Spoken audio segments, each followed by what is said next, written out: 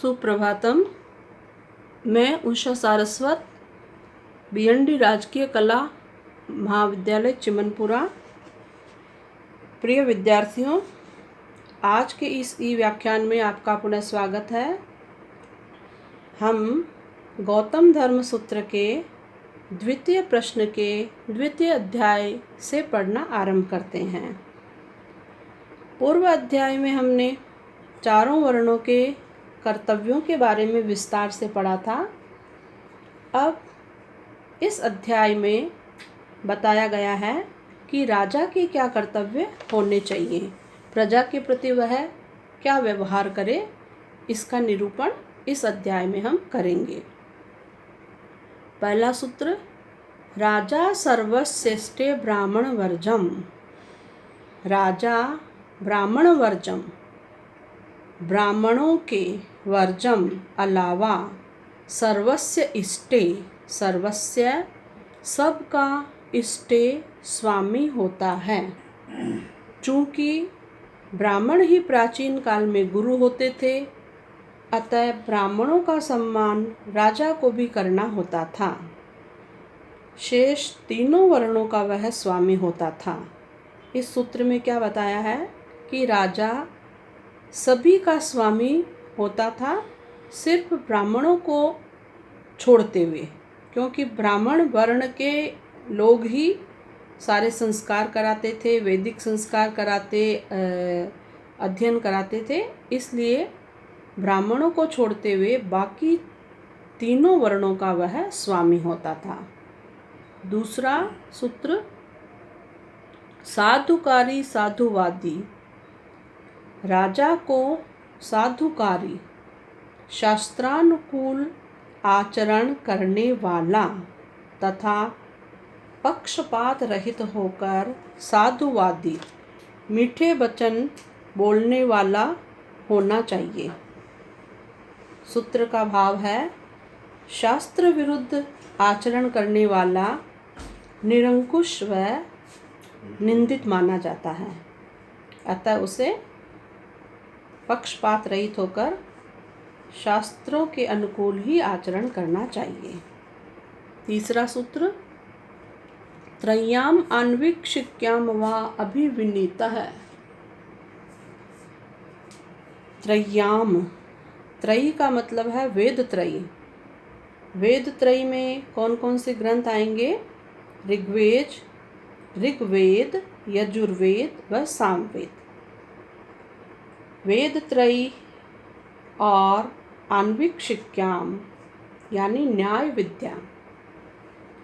राजा को वेद त्रयी तथा न्याय विद्या में भली भांति गुरुओं के द्वारा अभिविनीतः शिक्षित होना चाहिए।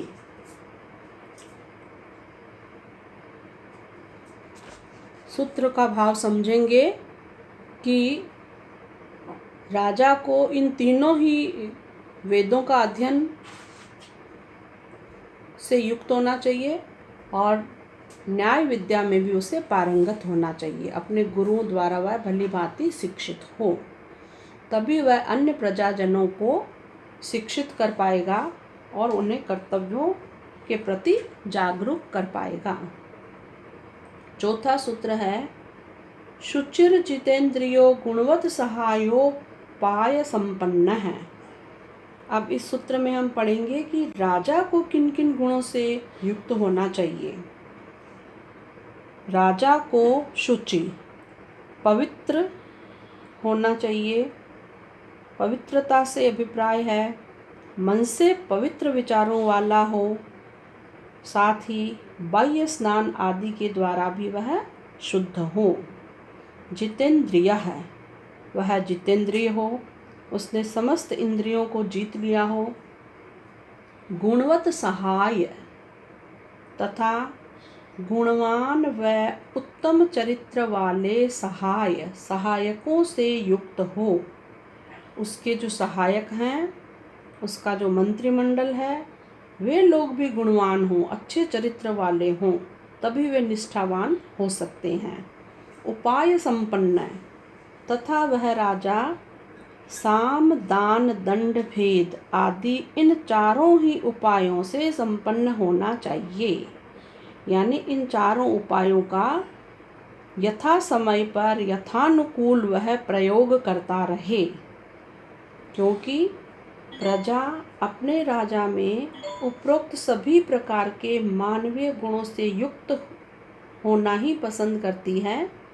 एक अच्छा इंसान ही अच्छा व सफल राजा हो सकता है। तो राजा में ये सारे मानवीय गुण भी विद्यमान होने आवश्यक माने गए हैं।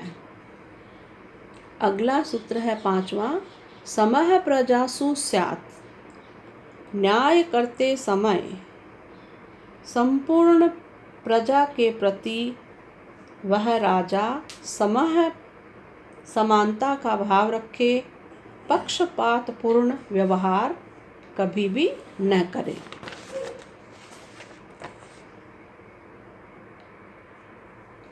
फिर हम अगला पढ़ेंगे सूत्र हितमासाम कुर्वीत। शब्दों को अलग करेंगे।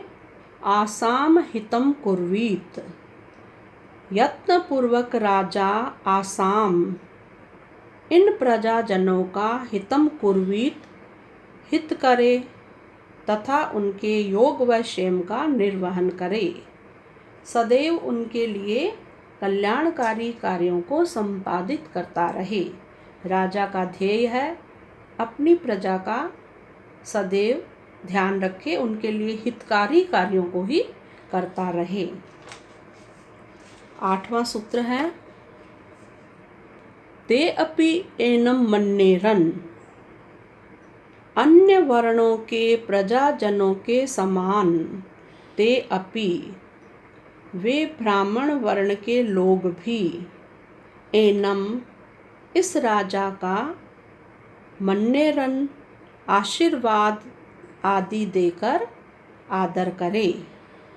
पूर्व के सूत्र में ये बताया था कि राजा ब्राह्मणों को छोड़कर तीनों वर्णों का स्वामी है।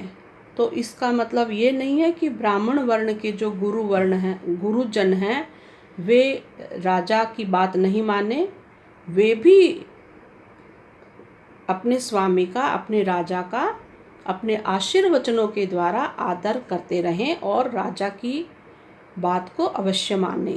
ये इस सूत्र में बताया गया है। अगला सूत्र है 9वां, वर्णानाम आश्रमाश्च न्यायतः अभिरक्षेत।